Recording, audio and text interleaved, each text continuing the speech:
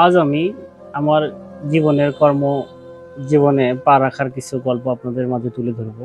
যে আমি কিভাবে কর্মজীবনে যোগ দিলাম, কত বছর বয়সে কর্মজীবনে যোগ দিলাম, তা নিয়ে থাকছে আজকের আমার এই ভিডিও। তো আমি যখন ব্র্যাক স্কুলে পড়তাম, ব্র্যাক পাশ করলাম। ব্র্যাক পাশ করার পরে আমি সিক্সে পড়ি নাই, সেভেনে অ্যাডমিশন হই। হওয়ার সিক্সে অ্যাডমিশন হওয়ার 3 মাস ক্লাস করি। এরপরে আমাদের কিছু পারিবারিক জমাজমি নিয়ে মামলা থাকে। তখন আমি ছোট, আমাদের মামলাটা চলমান থাকে। তখন আমি বুঝতে পারছি যে আমি ছোট। তখন আমাদের এইটা জমাজমি ধান কাটাকাটি নিয়ে একটা মিটিং হয়, পুলিশ আসে ওই যাচাই বাছাই করার জন্য। তো আমি তখন পুলিশ দেখার জন্য ওখানে যাই। তো ওখানে এক সম্পর্কে আমার এক দাদা, তো তখন আমার ওখানে কোনো নাম ছিল না। তখন উনি আমার নামটা ওখানে ঢুকাই দেয় ওই মামলার ভিতরে। মামলার ভিতরে ঢুকানোর পরে তো ওই মামলাটাই আমাদের অরেন্ড হয়ে যায়। অরেন্ড হওয়ার পরে এখন কি করব? আমি ছোট, আমার বড় ভাইরা, আমরা 5 ভাই, আমি সবার ছোট। তখন চিন্তা করলো যে আমি যদি বাড়িতে থাকি আর যদি আমি ধরা খাই পুলিশের কাছে, তাহলে ঝামেলা। তখন কি করলাম, তখন বড় ভাই আমাকে ঢাকায় নিয়ে গেল। ঢাকায় নিয়ে গেল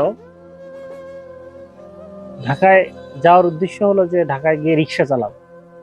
তো বড় ভাই সহ ঢাকা যাচ্ছি, ঢাকাতে বাস থেকে নেমে আমরা রিক্সায় উঠে যাচ্ছি। তো আমি ছোট ছিলাম। তো আমার কাছে একটা ব্যাগ ছিল, ব্যাগটা আমি এভাবে রিক্সা ধরে বসেছিলাম।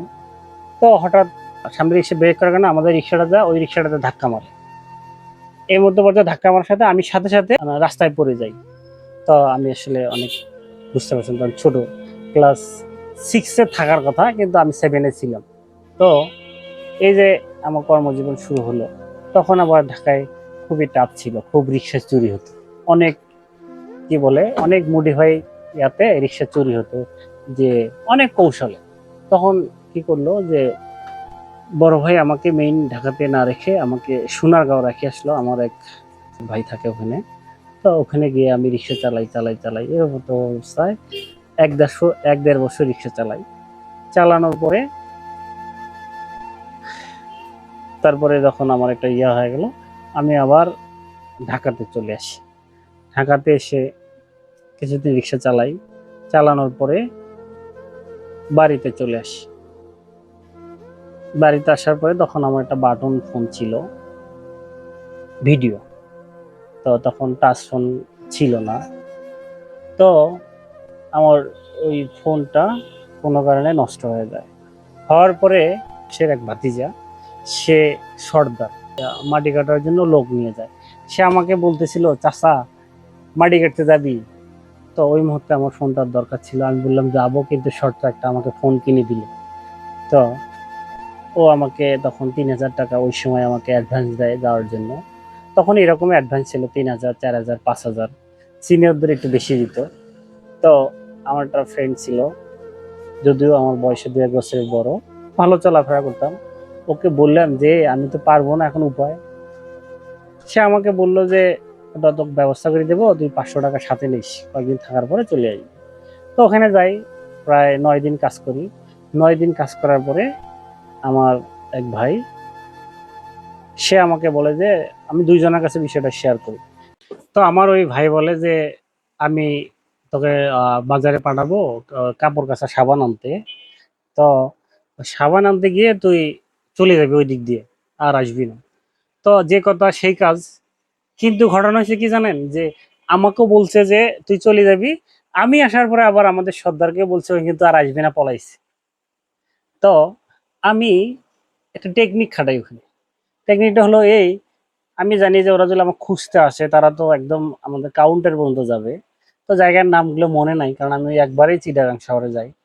তো আমি তখন ওই বাজারে তখন সিডি ছিল।